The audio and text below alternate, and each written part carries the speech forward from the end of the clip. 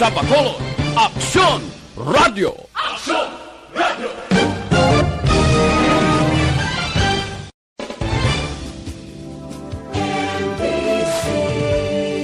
Manila Broadcasting Company. Sa balita, komentaryo, isyu, serbisyo publiko. Aksyon Radio!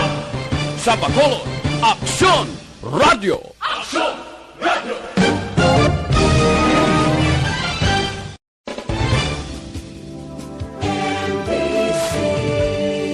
Manila Broadcasting Company. Sa balita, komentaryo, isyu, serbisyo publiko. Aksyon Radio! Sa Bacolod, Aksyon Radio! Aksyon Radio!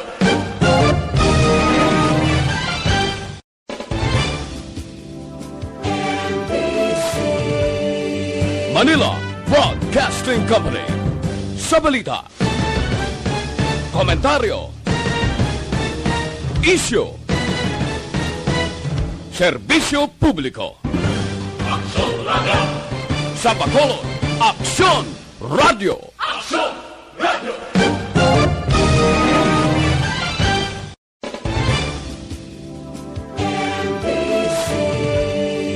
Manila Broadcasting Company.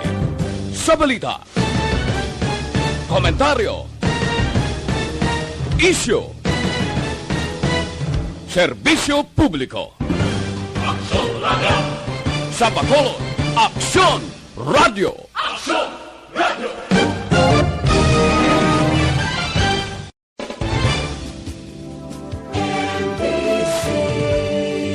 Manila Broadcasting Company. Sa balita, komentaryo, isyu, serbisyo publiko. Aksyon Radio! Sa Bacolod, Aksyon Radio! Aksyon Radio!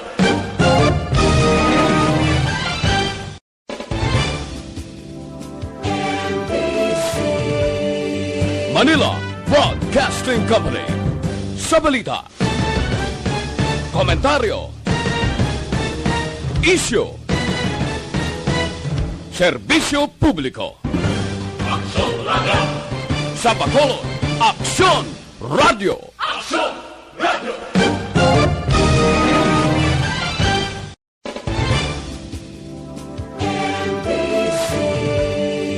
Manila Broadcasting Company.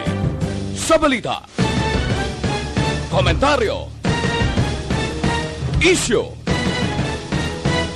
serbisyo publiko. Aksyon Radio! Sa Bacolod, Aksyon Radio! Aksyon Radio!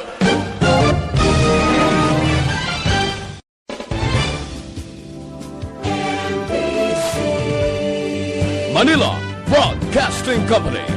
Sa balita, komentaryo, isyu,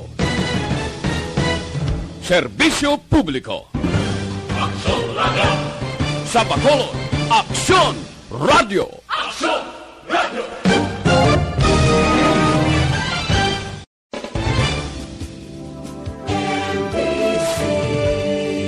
Manila Broadcasting Company. Sa balita, komentaryo, isyu, serbisyo publiko. Aksyon Radio! Sa Bacolod, Aksyon Radio! Aksyon Radio!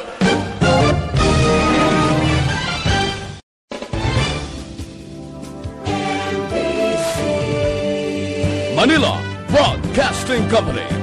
Sa balita, komentaryo, isyu, serbisyo publiko. Aksyon Radio! Sa Bacolod, Aksyon Radio! Aksyon Radio!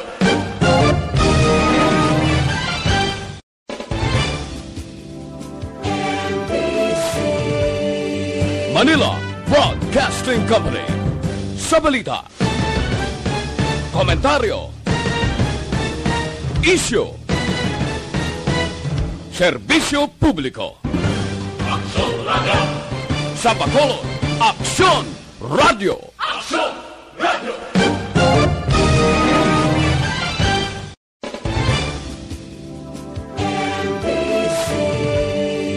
Manila Broadcasting Company. Sa balita, komentaryo, isyu, serbisyo publiko. Aksyon Radio! Sa Bacolod, Aksyon Radio! Aksyon Radio!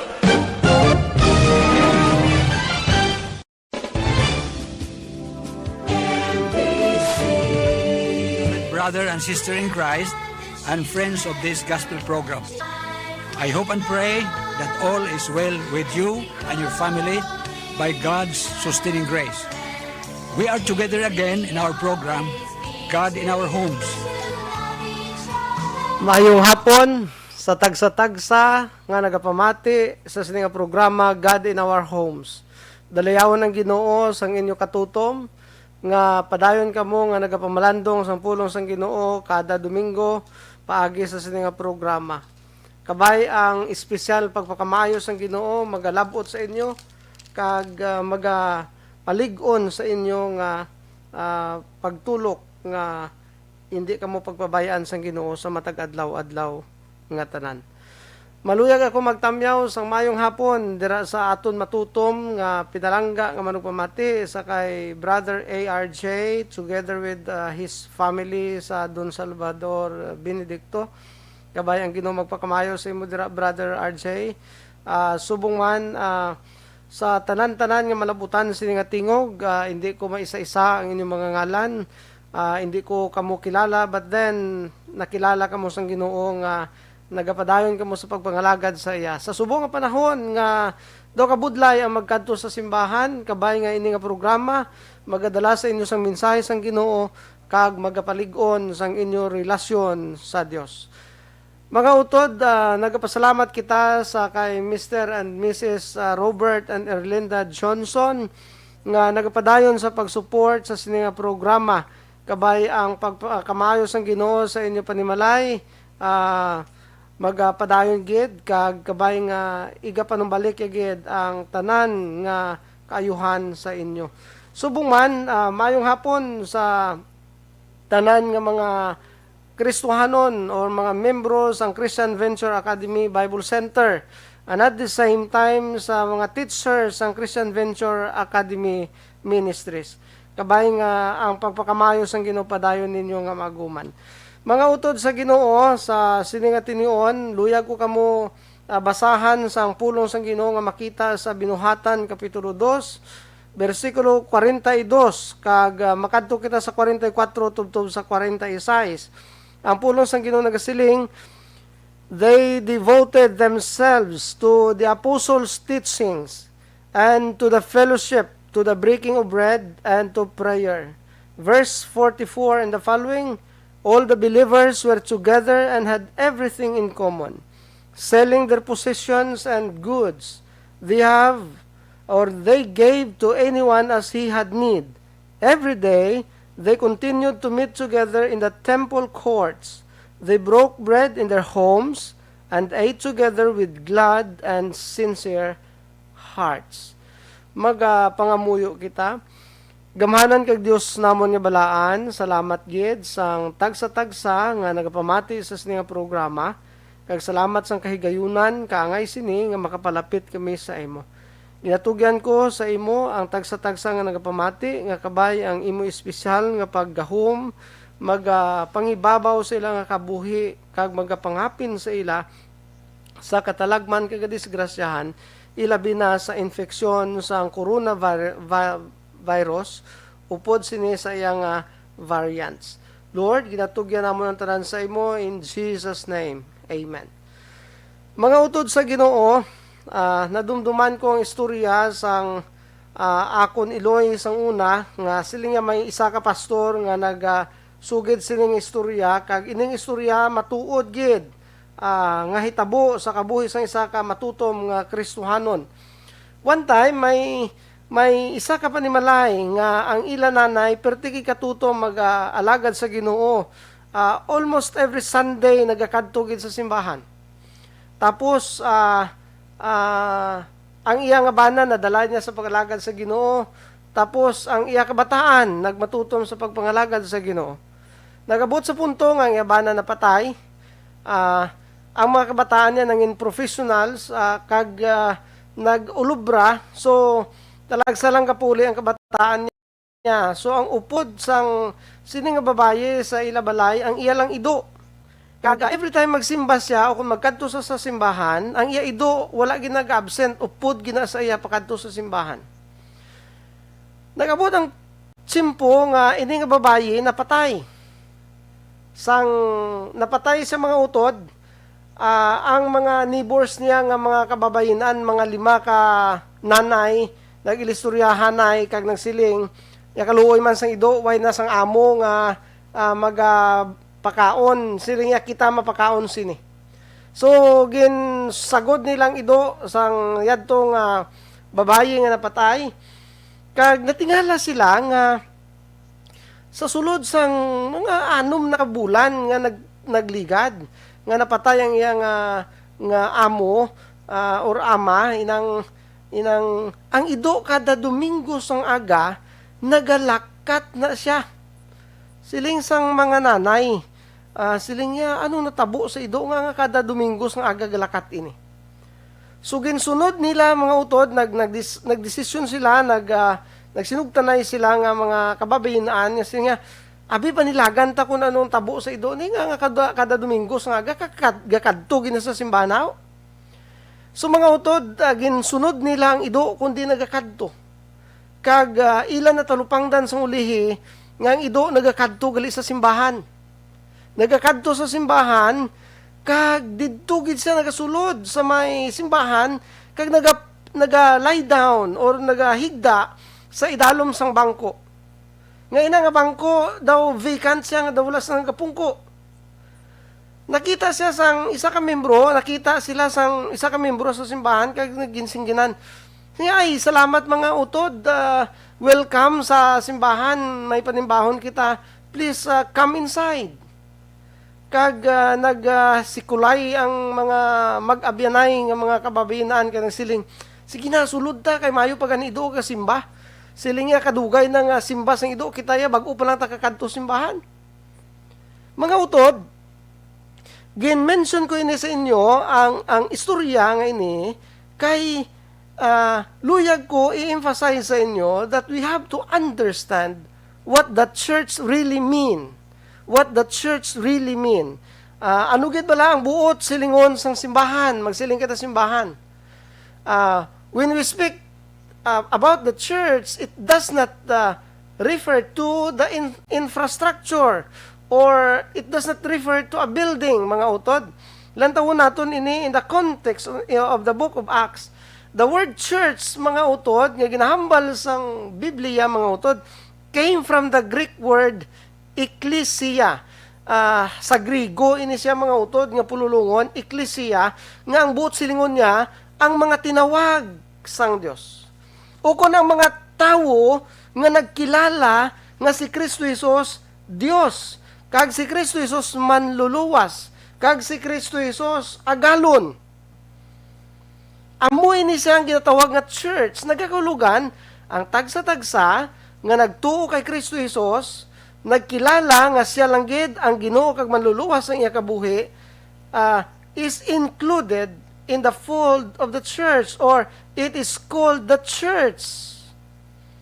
Nagakulugan mga utod, kung nagatipon ta sa building, we are congregating, or the church is congregating in that place. We call that place a church of worship. And today, ginambal ta na nga mo ni simbahan namon ho. But actually, ikaw iya nga nagahambal nga mo ni simbahan namon, ikaw membro o kung ikaw amo ang simbahan. Siling sa balanya kasulatan one time sa New Testament siling niya, don't you know that your body is the temple of the Holy Spirit and that the Holy Spirit dwells in you. Ang buot silingon mga utod, if your body is the temple of the Holy Spirit, it simply means that you are the church. You are the church. And as the church, mga utod, may tatlo kita ka-function nga makita naton dire sa book of Acts chapter 2, dire sa verses 42, 43 to 46. Ano ini ang tatlo ka mga function nga dapat ipahayag sa mga kasimbahanan? Ari mga utod, una nga function nga dapat naton talupang doon amo ini, ang ginatawag nga the church is to value the word. The church is to value the word.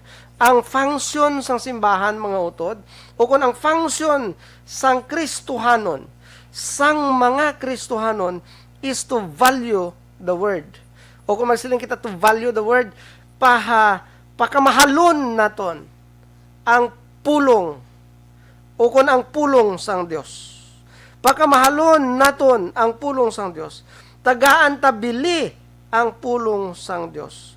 Kay ang matuod, mga utod, ang pulong sang Dios, isa ka treasure, isa ka manggad para sa mga nagasalig kag nagatuo sa Dios. Now, siling sa bala niya kasulatan, they devoted themselves to the apostles' teaching. Ang mga bag-o nga mga Kristohanon that was recorded in the book of Acts chapter 2 had devoted themselves to the apostles' teaching. Dumdumon ta mga utod that the apostles were commissioned by the Lord Jesus Christ to go and teach all nations, to go and preach the good news of salvation to all nations. Amo na ang pagkomisyon ni Ginoong Hesus sa iyang mga disciples. Nagakulugan from disciples to apostles. Halin sa manugtuon pakadto sa nagapatuon. Halin sa estudyante pakadto sa maestra. Na o kon maestro. Amo ini ginatawag ang mga apostles. Kag nagwali sila nahanungod sa kay Kristo Jesus. Ang apostles' teaching diri mga utod refers to the teaching about Jesus Christ. It refers to the teaching about the good news of salvation. It refers to the teaching about the fulfillment of the prophecy in the Old Testament that Jesus would come and will suffer pain or death on the cross and be buried and be resurrected. Kag ang apostles' teaching diri mga utod, it refers to the message of salvation, the message of salvation na hanungod sa kay Kristo Jesus. Amo ni gali mga utod, nga ang mga tumuluo at the time sa book of Acts had devoted themselves to the apostles' teaching. Nag-refer ini mga utod that they devoted, they value the word of God through the teaching of the apostles. Now, to be devoted to the apostles' teaching is to value the word of God. Amo nang hambal na ko mga utod. Kag to value the word of God, it must be done intentionally and consistently. Anong but silingon sini? Do we need to go to the Bible school or to Bible college or theological school para nga maka-devote kita, maka-value kita sa pulong sang Ginoo? Most of the time, mga utod, hindi ta na kinahanglan. Nami man ako makadto kagid sa Bible school or sa theological seminary or theological school or college. Nami man na siya. Pero mga utod, amo ni ay, kung wala tayo tsimpo nga mag-amusina, kag kung wala kaya kuling nga magkadto kagid sa Bible school, mga utod, I believe that you are called by God to value His Word by being motivated by the Word of God. Being motivated by the Word of God. Nagakahulugan, To be motivated by the Word of God is to study the Word of God. And to study the Word of God, it does not mean nga kinahanglan may know-how ka about sa Greek and Hebrew language. It does not mean nga muna, kundi mga utod, ari ay, pwede mo lang gid bala mabasa ang pulong sang Ginoo plainly. Because the Word of God can transform us to be like Jesus day by day sa aton nga kabuhi. Mga utod nga ang kakadamo sa mga tawo nga masiling naton daw nagbuluang nadulaan sang paglaom, nagaka-depress, nagakadulaan sang gana sa pagkaon, na hindi katulog. Ang rason mga utod, because they did not devote or they did not value the Word of God. Siling pagani isang iban, siling niya, kung gusto mo nga matuyo sa oras ng kagabihon nga hindi ka katulog, siling niya, basa ka Bible. Kaya kung magbasa ka Bible, siling niya, ang Bible daw sleeping pills. Daw sleeping pills. Mga utod, I am not teaching you that the Word of God is like a sleeping pills para matulugan ka. Kundi ari mga utod, you have to value the Word of God. To value the Word of God is to be motivated by the Word itself. Ano pa gid? Be devoted. To value the Word of God is to be devoted to study the Word. To value the Word of God is to be blessed by the Word. To be guided by the Word. Siling pa ni isang psalmist, no? Siling niya, Thy Word is a lamp unto my feet and a light unto my path. Anong bot silingon mga utod, nagahatag sa sang suga sa aton mga tiil, kagkapawa sa aton mga dalanon. When you say suga sa imo mga tiil, ang bot silingon makita mo ang imo nga tiil kung may suga. Kung magsiling kakapawa sa mga dalanon, nagakulugan, makita mo kung anong ginalaktan mo. So nagakulugan mga utod, if you value the Word of God, you can clearly see your weaknesses. You can clearly see that you are nothing without God. And if you see that you are nothing without God, then you will be guided accordingly by the Word of God. Kanami no mga utod. Para may giya ka sa imo pagpangabuhi, sa imo dalanon, sa imo panlakaton, mga utod, you have to be blessed by the Word of God. Siling sang psalmist sa Psalm chapter 1, Blessed is the man who does not walk in the counsel of the wicked, and stand in the way of sinners, or sit in the seat of mockers, but his delight is in the law of the Lord, and on his law doth he meditates day and night. And he will be like a tree planted by the rivers of water. And so on and so forth, nga nagahambal dira mga utod, tungod nga ini nga kahoy, gintanom sa higad sang sapa, siling niya, hindi siya madali-dali malaya ang iya mga dahon sa tion sang tig-ilinit. Nagakahulugan mga utod. Ang tig-ilinit nagarepresent ina sa mga kabudlayan kag mga problema sa aton nga kabuhi. Nga sa diin, kung naangot ikaw, kung ginavalue mo ang pulong sang Ginoo, you have almost over 7,000 promises. Nga ginahambal sang bala niya kasulatan, nga magamit nimo sa imo pagpangabuhi bilang Kristohanon, nga makapakigbato ka sa mga pagtilaw nga nag-abot sa imo. Nga makasiling ikaw, ano man ang matabo, I want to live according to the will of God. Kay nga ang pulong niya nagasugid sa imo sang kamaturan that He will never leave you nor forsake you. And at the same time, to value the Word of God is to become an embodiment of the Word of God. Anong butsilingon? Dapat you have to put into practice what you have learned from the Word of God. Yes, kadamo sa mga Kristiyanon kung kaisa nga ginahambalansi nga ina nga tao ho perte ka palasimba pero ang batasan niya daw hindi magkaramo. Anong butsingon mga utod? Kaya it's possible nga sa diin namiyan lang siya magkadto sa simbahan. Pero wala yan nahangpan kung paano ang mangin isa ka simbahan.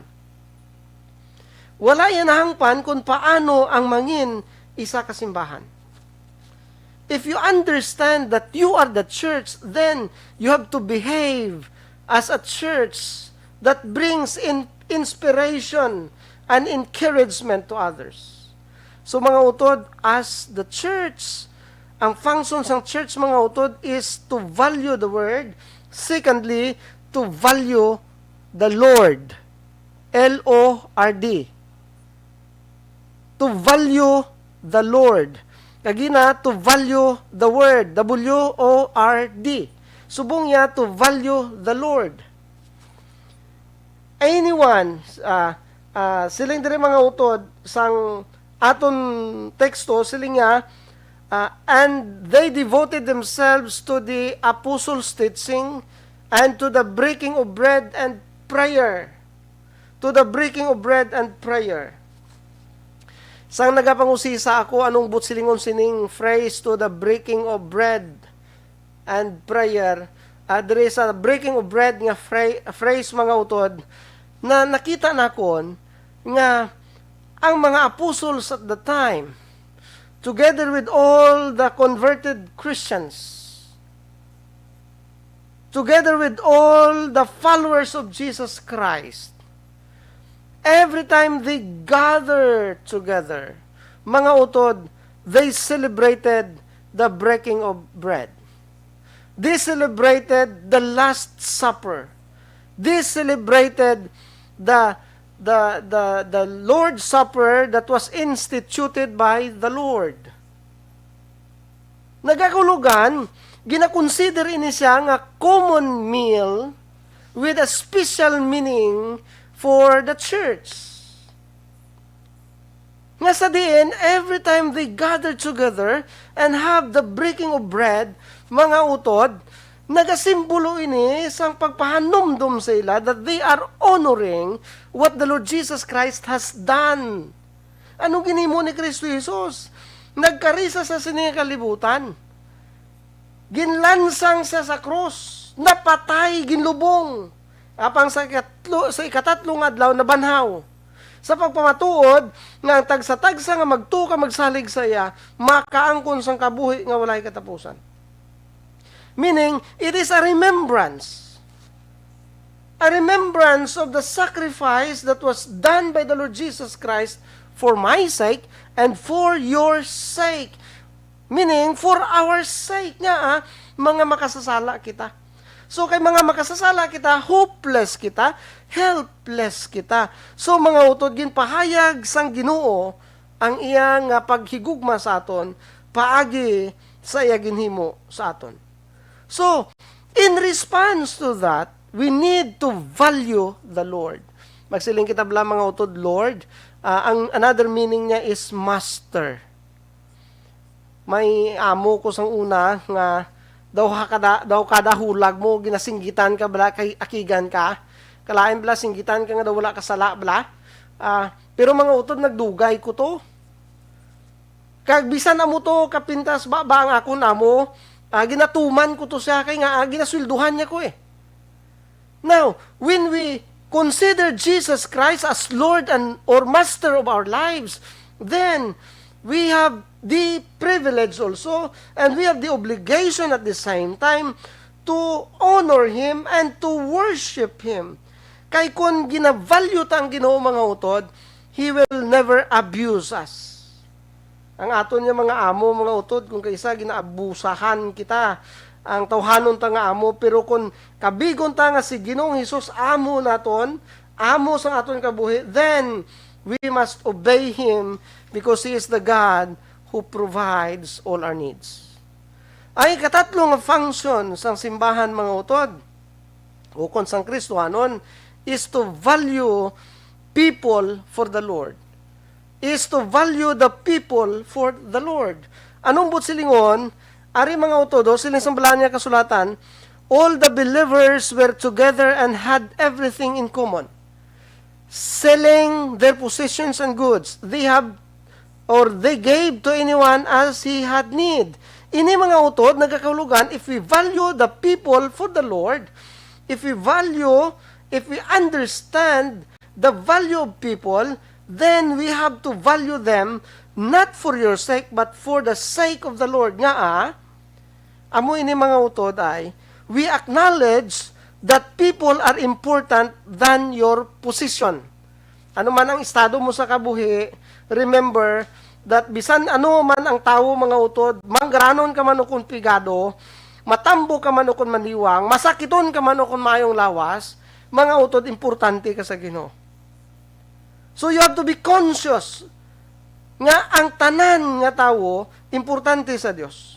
Ikaduha nga makita naton diri as we value the people for the Lord is to acknowledge the importance of people than possession. Importante ang tao sang sa manggad mo, sang sa propiedad mo. So mga utod, amo ni ginhimo sa mga Kristiyanon at the time, nagbinuligay sila.